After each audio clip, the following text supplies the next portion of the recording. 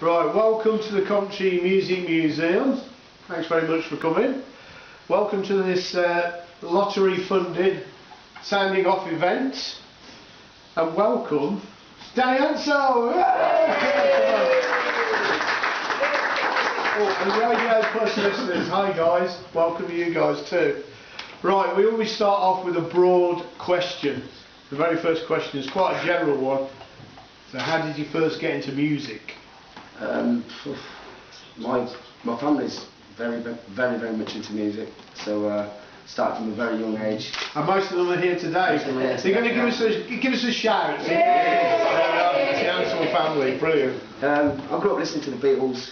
We'd have Beatles records and a bit of country, western off my mum, and all sorts of different stuff. Listened to my brother's dance music when I was growing up, and all sorts of stuff like that. So I've had a lot of influences along the way. Well, the next question really, what are your influences? Obviously you've touched upon them there. What are the real defining ones, the ones you listened to and thought, I want a piece of that? I have to say, when I used to work at State Alarms in Hillsden, and every Friday I'd get paid and go into the record store, and I remember first hearing Ocean Colour Scene on the radio. I'd go straight in, and whatever was on the shelf, sometimes I'd spend the rent, you know what I mean? I'd spend every penny I had and every single record they had. So I'd say, yeah. So Ocean Colour Scene, massive influence. Massive influence on me, yeah. And, okay, what about your first serious band? That I was in? Well, yeah, I mean, talking about, you're into music, presumably you started to play guitar. Yeah. I mean, tell us about that, when you first picked up the guitar and you started learning. A friend of mine come around the house, and it's probably about 95, a friend of mine come around the house with a small guitar, with a long neck, I remember it, it was a great little guitar, and he started playing a few songs, and I said, let me borrow that guitar, I just want to learn one song, and I learned one song. And then after that, I think it was something really obscure. I think it might have been one, Uncle Steve might have showed me something, something like Crowded House or something like that, okay. Something like that it was. But after that, it just gave me the, the buzz to write the next one and the next one and the next one. And after that, it was just non-stop. Then I'd learn 9 songs a day if I could, So you obviously got your own guitar then? Yeah. So you're starting to really take off, you're really enjoying what you do. So was there a band originally? I mean, I know we're talking about Fine Line in a minute, but was there any bands before that? Yeah, there was. Go on then, tell me about those, because obviously I don't really know about that. There was the band, I met a lad in hospital, the lad was in hospital, and the guitarist that I was playing with at the time, my mucker if you like, Stig, he met him and he said, this guy wants to join, make a band. And I said to Stig, I said, are we joining his band, or is he joining ours? But we all got together, and I think our first gig was at Cardinal Wasman School, and we did a charity gig there. I mean, some people in there. What was the name of the band? We were called The Colony. It was called The Colony, and then we changed it. We changed it every gig. It was one of them sort of bands. We changed it every gig. And every gig was our first gig that way. You could always say it, couldn't you? This is our first gig under the new name, but it was one of them. We were loving what we were doing. And yeah, I think that was. The Zen dance. Yeah, and I was in another band then called The Zen, where it was a similar band. It was just a couple of people, changes in personnel, but. And what sort of things were you doing? Were you doing covers, or were you starting to write at that point? I think the first couple of gigs we did like 22 covers. Just knock out cover after cover after cover. Loving it, absolutely belting out the tunes, hitting the guitars as hard as we could.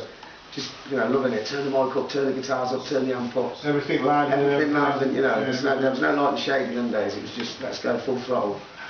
But so did you start writing songs? Yeah, from the very start I always write songs, but I never really had the confidence to go and play them. And then after about a year we started getting serious on it. Then you know what I mean, the covers were wearing off then. I mean, it's time to let's play some of the songs we've written. They come across better and they meant a lot more. So that was it then. I just started the buzz then of the. So they were obviously going down well with the audience. Yeah, that's it. Yeah.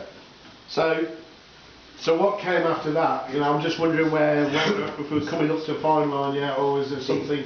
The first original band I was in, obviously we dispersed and just split up, but the three lads as a core, like myself, Yeti, Stephen O'Brien and Stig, we all sat together in bedrooms and jammed anyway. The only thing we needed was a drummer. But all the time, the only thing we really needed was a drummer, but we're always accompanied by a drummer or another guitarist, and the band was a bit overcrowded at times, so when it was just the three of us, all we needed was a drummer. You said it was overcrowded. How many were on stage? Well, we'd have let, there's probably 6 or 7 of us, probably 3 or 4 playing the same thing. You only needed one doing it, but we're all jamming over each other, So we need another guitar. No, we don't. Yeah, you do. No, we need another one. No, we do. But so, yeah, like I say, there was always the three of us. We were always looking for a drummer. And I remember a lad called Reed Curry says, my friend's just come out of college in London, learning the drums. I said, that's it. He said, where's he from? I said, well, I'll tell you what, let's get a jam together. And his name was Dan Feller, and that was it then. That was how Fine Line was born, because he was just instantly, he knew the songs. We gave him a demo before he come to a rehearsal. And when he come to the rehearsal, he'd obviously sat and learnt these songs, because as soon as we got together, it was like, yes, this is it. We're having him. He's the drummer. He's the one. So, you put the band together. Well, the band was basically together. You got the drummer, and it was all making sense. So, you remember your first gig as Fine Line? I do. How did it go? I do. It was at the Walsgrave Club. It was at the Walsgrave Club, and we sold tickets. I think we sold about 120 tickets for a first gig, which was, get us nerves as it was, because there was going to be a good crowd there. But yeah, everyone loved it. We did a few covers, but we did predominantly our own, and it was our own, our first Fine Line gig. And then after that, it just blossomed with Fine Line. It went great. Because for a time, because I looked the other day, and I'm sure I mentioned them in my first book, A Guy Rock, and I did, yeah. And that's nearly 10 years now. Yeah. This October, that would be 10 years old, that book. And it says in there about Glastonbury. Yeah. You played Glastonbury? I played at Glastonbury. Tell me about that. What was that like? How that come about is quite weird, actually. We were at Music Live, just as customers, as Birmingham Music Live, and there's this little room, and it's like a music room. We went in and I was with Stig, and Stig was always cheeky. He says, can I have a go on that guitar? And Danny, come on, get on and sing. Before we knew it, we were doing a little gig in this little room in Birmingham NIA, and the guy who was running it, he worked for Sennheiser, absolutely loved us. He said, send me a CD, send me a tape. In them days, it was more tapes.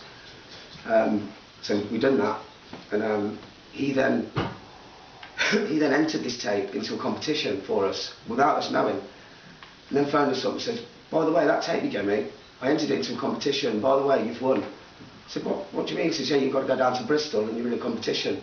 It's the final 6 out of 1,000 bands that entered it, and you've won. You're in the final 6. Well, that's a nice way of doing it. How the hell's this happened, like? Yeah. But yeah, okay, we'll do it. So we got a coach load of us, 52 on a coach down to Bristol. Had a great day. Got on the full-size stage, absolutely mega big screens. Couldn't believe it. We'd done a great set against 6 of the top and signed bands in the country. And God damn, we won it. Yeah. And the prize at the end was they gave us a big cheque for £5,000. They gave us £5,000 worth of musical equipment, and then at the end the guy, he says, and by the way, we've got a very special prize for you, and you're playing at Glastonbury next year. What? And we said, well, you can keep all the money and the prizes, we just want to play at Glastonbury, because I mean every band wanted to play at Glastonbury. Of course, yeah, absolutely, to be able to say that you played there. It's amazing. So I'm just wondering, we're going to punctuate this today with some music. Yeah. Is there any Fine Line song you'd like to play? That you can do on the acoustic? Yeah, I think I can do. I'll let you go for one then. Give you a bit of space.